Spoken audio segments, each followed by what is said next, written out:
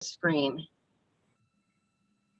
It looks like we have Linda, Dale, you, Renee, Krista, Emily. I think that's all of you guys, right? I apologize. Yeah. I'm still trying to. That's all of It's us. okay. And I just turned my camera on so that I'm legal, but you guys are going to watch me drive, so I apologize for that. Did everyone get a chance to look at the minutes from January's meeting? Yes, I did. Any changes to those at all? I didn't see any. Anybody else? No issues. Okay. Can we approve those as written then? Yes. Approved. Yeah, I moved Great. minutes. Thanks, guys. Appreciate it. When I submitted the agenda items, the schedule had not been posted yet, but somewhere in that interim 10 days it has. Has anyone had a chance to check the schedule?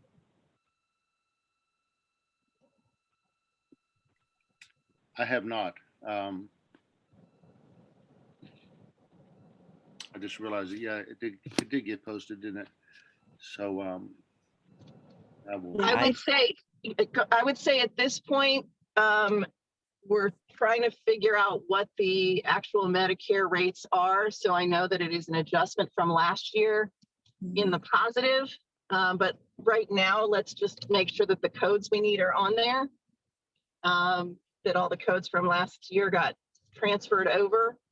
And we'll continue to look at rates and make sure that got put up appropriately as we move forward. Does that sound okay? All the codes were there that we use, Beth, but I realize that some people may use different ones. So. And I know we've usually got community members on these calls as well. So I'm going to ask you guys to be keeping your eyes open and let me know if there appear to be any codes that have dropped off. Just reach out to one of the TAC members and let us know. I appreciate the cabinet getting that fee schedule up sooner rather than later this year. I know it's a heavy lift and we appreciate it. There was, moving into new business, there was a request for a speech code to be added related to non-speech generating devices. I guess I'm going to throw that out. Lee, I don't know if you're on the call again. I apologize. I've got a very limited view on my phone here. Do we need to submit something specific to ask for that to be added, or is asking right now good enough?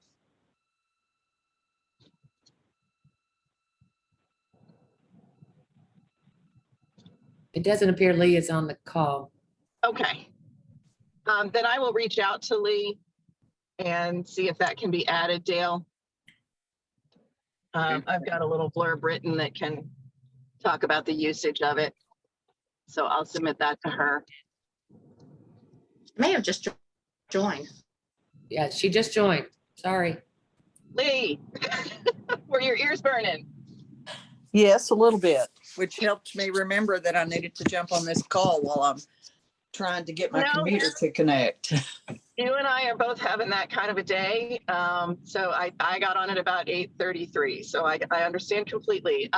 We are on our first item of new business and asking for a code to be added to the speech schedule.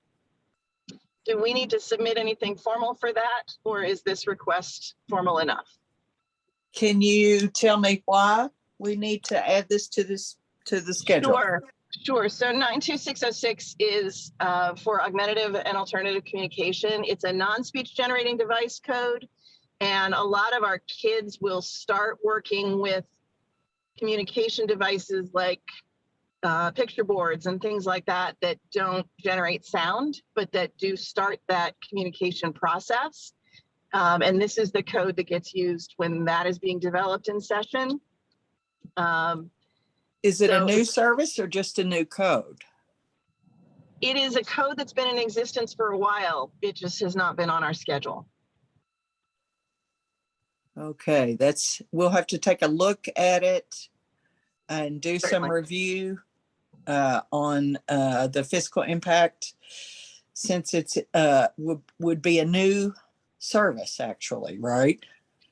I I think it would probably be a more accurate billing of an already existing service. That's more like it, Beth. Yeah, it's probably been being billed as 92507 because there is no other code that would fit it. Okay, let me write that code down. Just a more specific way, like it's It's a more, right. Yeah. And Lee, I'm happy to email you some more details. Okay, that'd be great. I will get that done as soon as I get out of the car. Okay, so the next item, we received word that WellCare was not allowing speech evaluation and treatment on the same day. And I thought we had worked through that, so I'm just requesting some clarification from WellCare. Yeah, this is Jay with WellCare. I checked with our department yesterday, and they confirmed that is the case where the eval and treatment is not allowed on the same day. So I'm glad to take any examples or any summaries of the situation and the issues it causes back to the team for further review. But I did confirm that is the way we are doing it currently. Okay, because part of what we worked through several years ago is the fact that if you can't do some treatment on that evaluation day, it is very difficult to get folks back. Especially with processes taking several days to get prior auth for subsequent visits. And so I thought we had worked out that eval and treatment could be done on the same day as long as it was requested within 24 hours or 48 hours or whatever the window was that we figured out. I can take that back, Beth, and glad to. And then if you or someone wants to shoot me though an email of like, again, the summary of the issue, and I'll take that as well. But I'm not, I did check, like I said yesterday, with our team to make sure that was accurate, and it is. So glad to take the information back and, tell them, hey, this is what's going on and here's what I'm hearing, and we can go from there. Okay. Happy to do that. I appreciate that. Thank you. Hey, this is Dr. Terrio. I think Yes, it's a great idea to kind of do the both on the same day, because that locks the patient in and it makes them realize how important it is, and they're already there. Exactly. And this covers all three disciplines, but if you can do something intervention wise that's going to help them rather than just, okay, here's what we're going to be working on in the future, you're more likely to have them come back, whether it's an adult, whether it's a kid. If they can see some of the benefit of why this is important, you're more likely to get them to return. You're less likely to have a no-show. So that's why we worked through this a couple years ago. And so I was kind of surprised to see this come up again. Well, I'll tell you what I'm going to do. I'll take the information that Dr. Terrio gave as well as you, Beth, just now, and I'll put that in a summary and get it to our department. And it may be best where I try to set up something where yourself maybe reaches out to our contact and discuss through the things through there that way. Sounds good. And Dr. Terrio, I appreciate you chiming in. Absolutely. Thank you all for the information. I appreciate it. Beth, can I Beth, ask? it's Emily. I just had the question as to what might, if we could ask what the justification is, since we're not seeing that from a PT and OT perspective, what the justification would be for speech specifically on that, if that was a decision made by you. Yeah, because we got that fixed for the other two, and I thought it was across all three.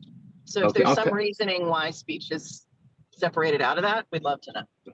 I would definitely take that question back as well. Thank you all. And Renee, did you have something else? Is that visit during the eval counted as one of the 20? I do not believe it is, but I'll get clarification on that. Thank you. Mm-hmm. We were asked to look at access issues. And I think our biggest access issue from a therapy perspective right now has to do with the parsing out of small numbers of visits at a time, because it's a significant administrative burden to continue to ask for more visits, and then it takes time to get those. And then again, patients will not come back. So I think the utilization management, the third-party administrator piece is kind of our biggest access issue right now, but I'm going to open it to other TAC members to see what other issues they're seeing related to access.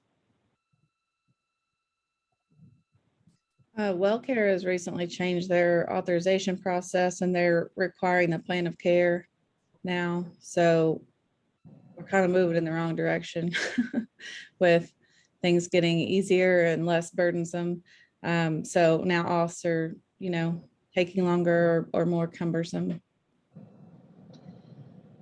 The other thing I want to throw out is, are we being authorized visits or codes? I want to make sure we've gotten down to the visit and not back to the code issue.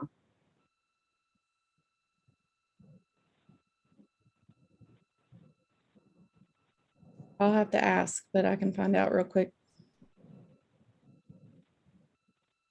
Dale, Renee, what are you guys seeing? I think it depends on the insurance company on if we're visits or codes.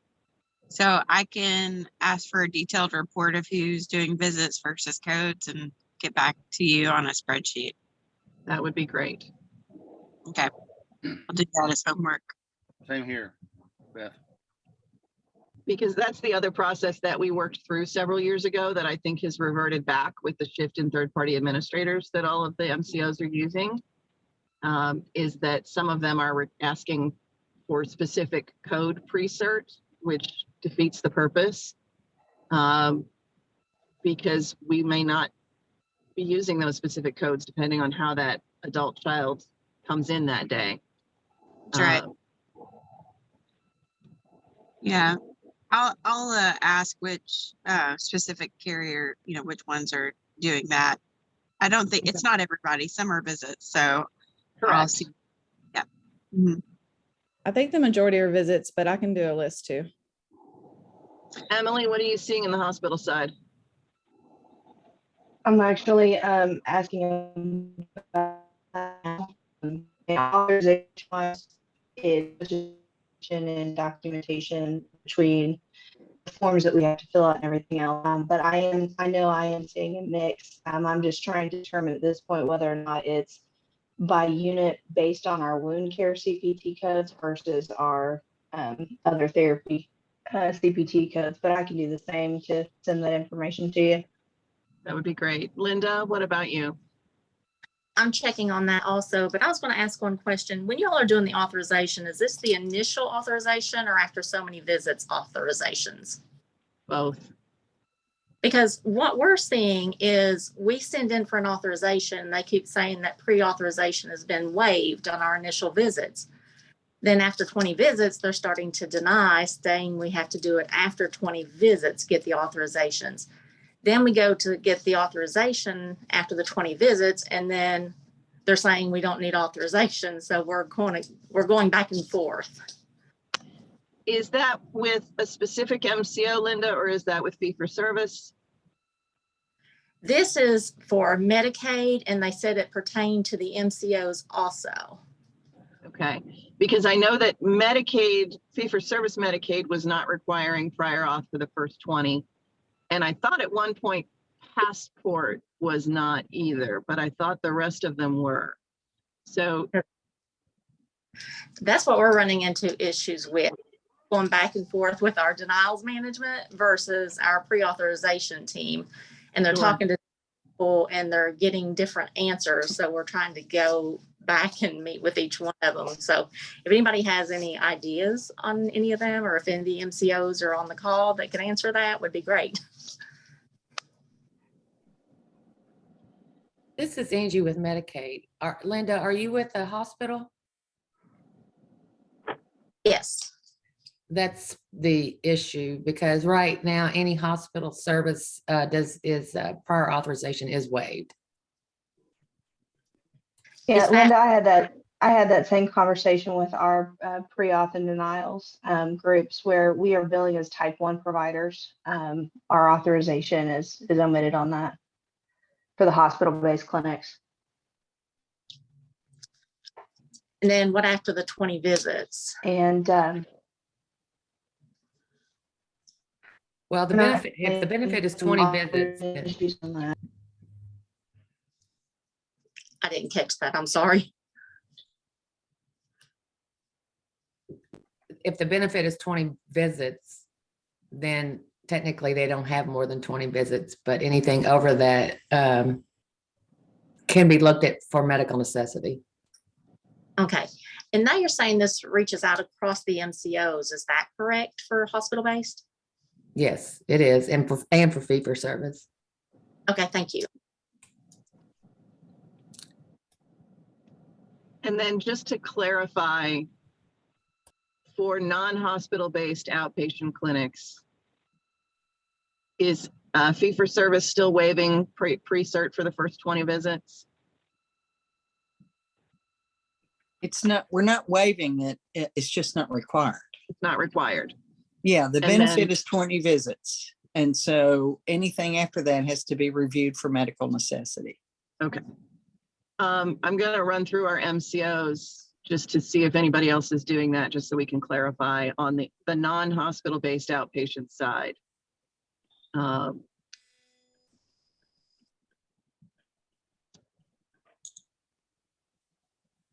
Let's go backwards just for fun and giggles. WellCare. What's the question again? I apologize. Are you guys requiring prior authorization for the 20 visits of outpatient therapies that are under the state plan? Yes, I believe we are, but I will verify that. Okay, I'm fairly certain you are too, but I just wanted to make sure. Yeah, I want to verify because sometimes things change, but I'll definitely get a verification on that. Sure. Passport. Yeah, this is Dr. Tom James. We do not require prior authorization for the first 20. What we are looking for, and what my medical directors are looking for after that point is there progress being made? Is the person being compliant? Looking for really a succinct listing of outcomes and directions and therapies rather than 128 pages like I got last week. Sorry for an editorial in there.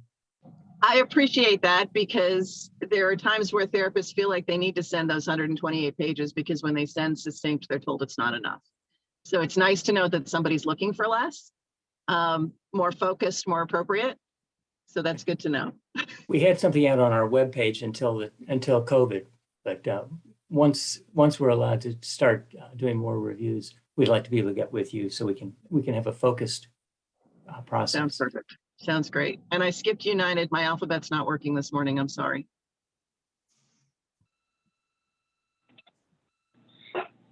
Good morning. This is Guy with Humana.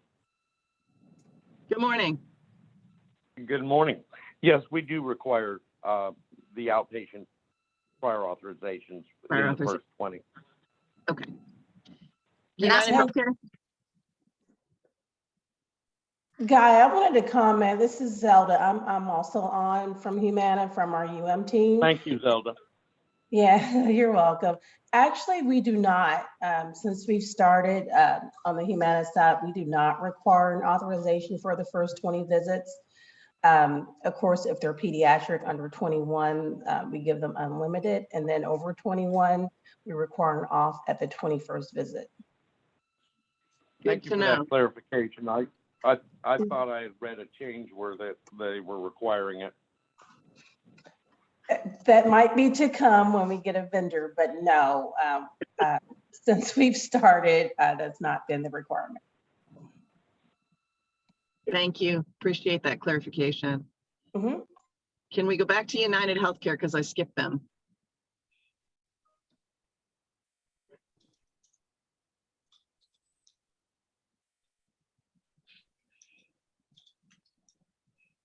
If anyone from United's on the call, they may not be. And to clarify, these are for non-facility based, correct? Correct. If nobody's on from United, I will touch base with them and I appreciate it. Get back for you. Thank you so much. And then I'm forgetting Anthem. Yes, ma'am. Anthem does not require pre-cert for the initial 20 visits for PT, OT, ST for our PAR providers. Perfect. Thank you very much. Anthem Humana Passport at this point. Who's my sixth? Aetna. Aetna. I'm sorry. Do we have anyone from Aetna on the call? This is Crystal Rasner with Aetna. We are checking just to verify and make sure, but yes, we do require authorizations on those initial 20 for outpatient. Okay, appreciate that. Any other access issues that my TAC members have?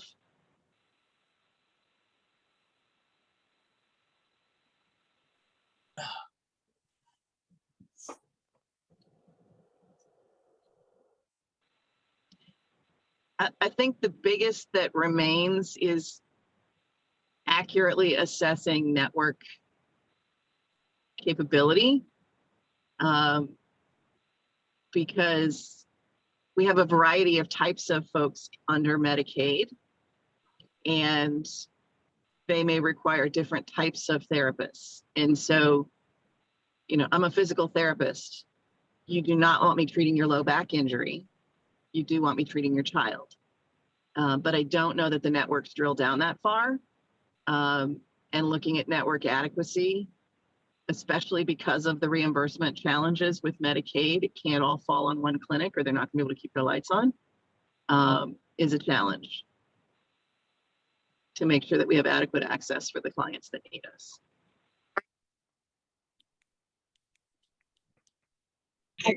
I agree to that. That is our concern, is being competitive in the market to be able to recruit appropriate therapists, because we're not a hospital or a nursing home and our reimbursement's not the same level. So it is a concern.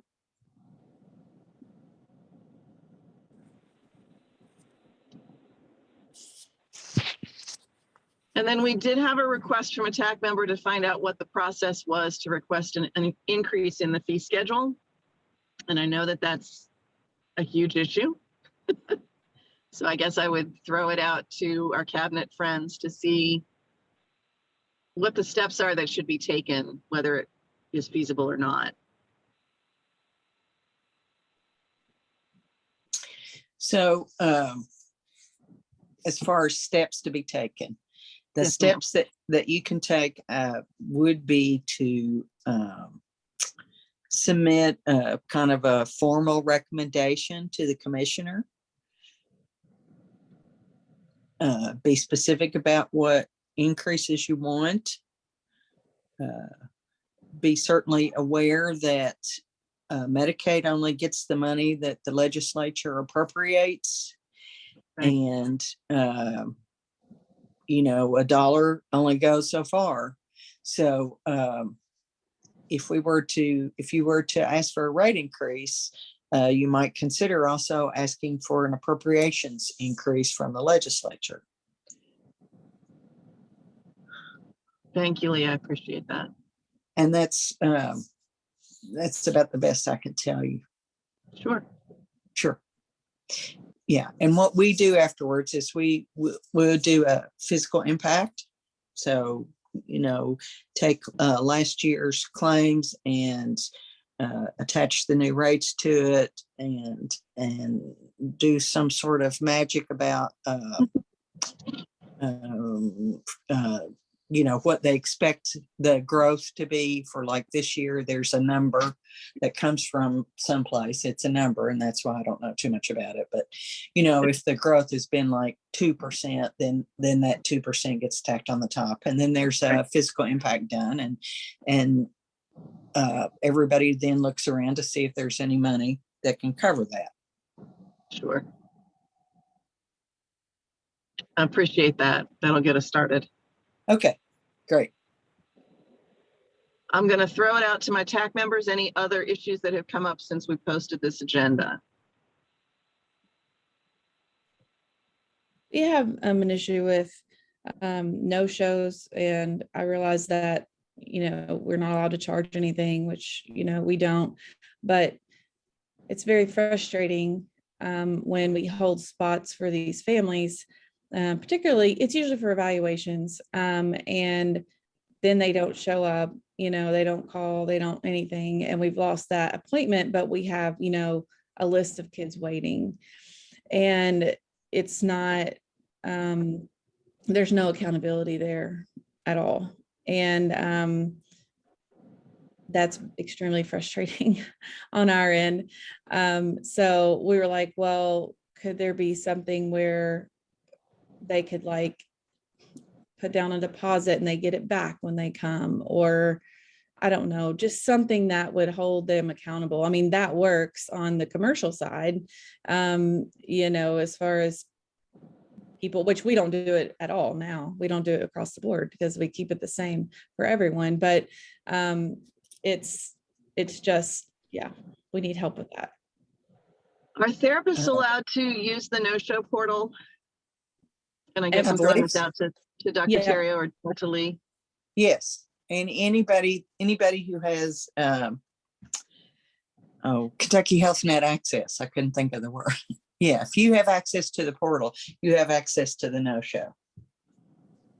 Yeah, and we do that. We report that as much as we can. But again, this is an administrative burden. I mean, that takes time to go in. I mean, we see hundreds of kids a week. So it's just, we're doing, as best we can to report it. I think the other challenge is with the population that Crest is talking about, these are, you can't book a child every 15 minutes, right? This is 45 minutes to an hour that's blocked off for this child. And if they don't show, there's nobody to put in their place. So it is a significant issue for therapies, especially on the pediatric side. And I'm sorry about that, but there's nothing we can offer you to charge a Medicaid patient for a Medicaid anything. You can't charge a Medicaid patient even a deposit. You can't require a credit card be put on file. You can't because the whole point of the program is that you're serving the financially and medically vulnerable population.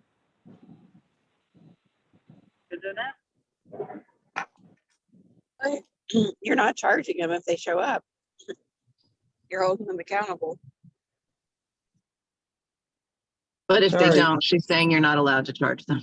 No, I know. I agree with Krista. It's ridiculous. Hey, what happens to that information when if providers report those no-shows and cancellations? Reports are run and reports are received by the MCOs. And for the traditional Medicaid, I think somebody in waiver takes a look at those. So you could ask the MCOs what they do with those reports. Does any of that information go back to the primary care provider? So the person who referred them to that service in the first place?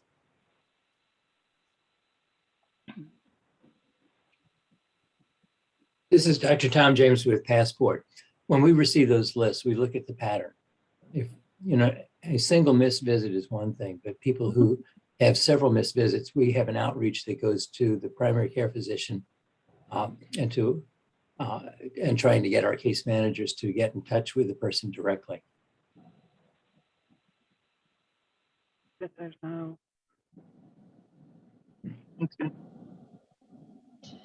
Well, and then, it's going to circle into an access issue simply because, especially on the pediatric side, people can't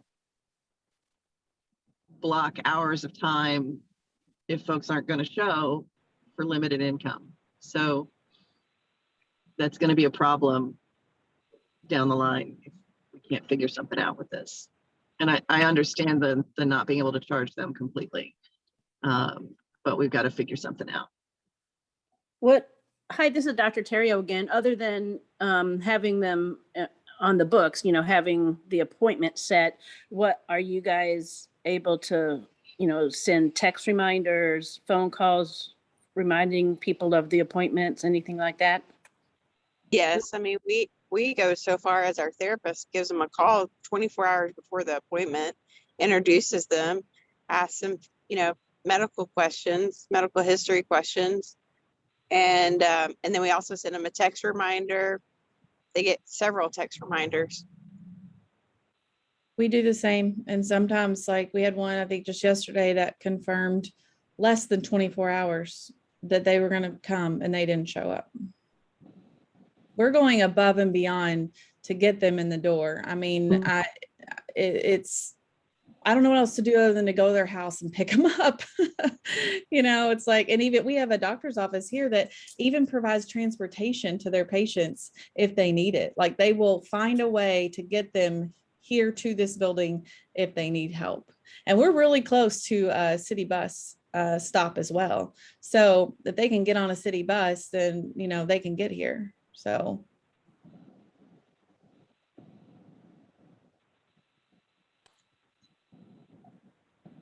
I don't think this is one we're going to solve on this call, but we're going to hang on to it. Other issues? Yeah, is WellCare still requiring to resubmit the claims from the beginning of last year to get the increased, the corrected rate? Yeah, My this is Jay. understanding, That's correct. Submit corrected claims, please. Yes.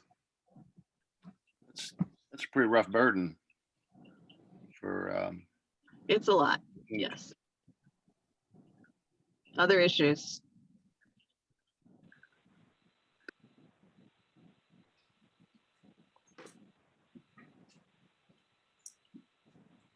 Any of our community members have an issue that we haven't touched on yet?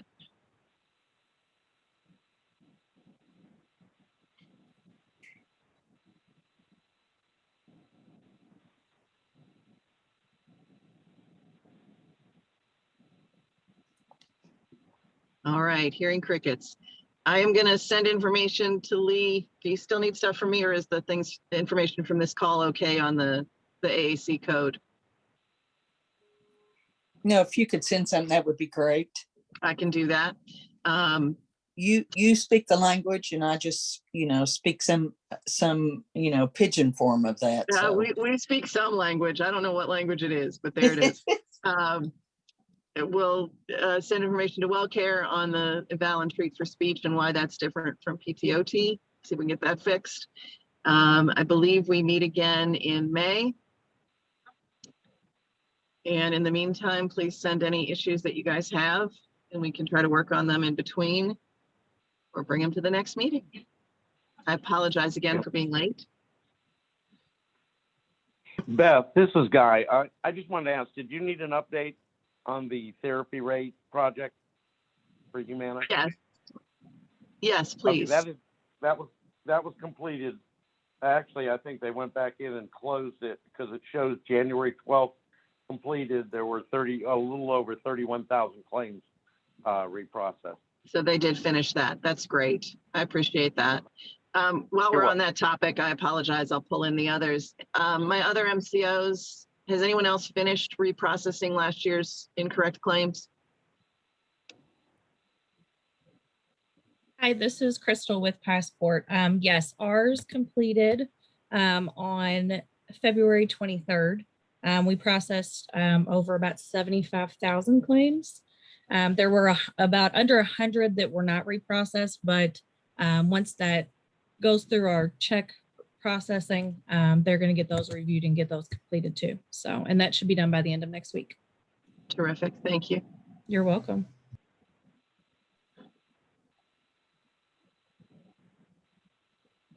Anthem. I am not sure from the claims department. We'll have to check and see, and I'll get back to you. I appreciate that. Thanks. Etna, I know you were looking at some different things. Do you know where your process sits right now? As of right now, I do not. I'll have to go back and touch base with that team. Appreciate it. And I don't think we have anyone from United on, correct? All right. Okay, well, thank you guys. No, sorry, go ahead. I was gonna say, this is Angie, and I sent them an email to follow up with regarding the prior auth question. So I'll get that to you hopefully today, Beth. Terrific. Thank you so much. All right. Well, I appreciate everybody's time. Apologize again for being late. And I will talk to everyone soon, but see you in May. Thank you. Have a good day, everybody. You too. Take care.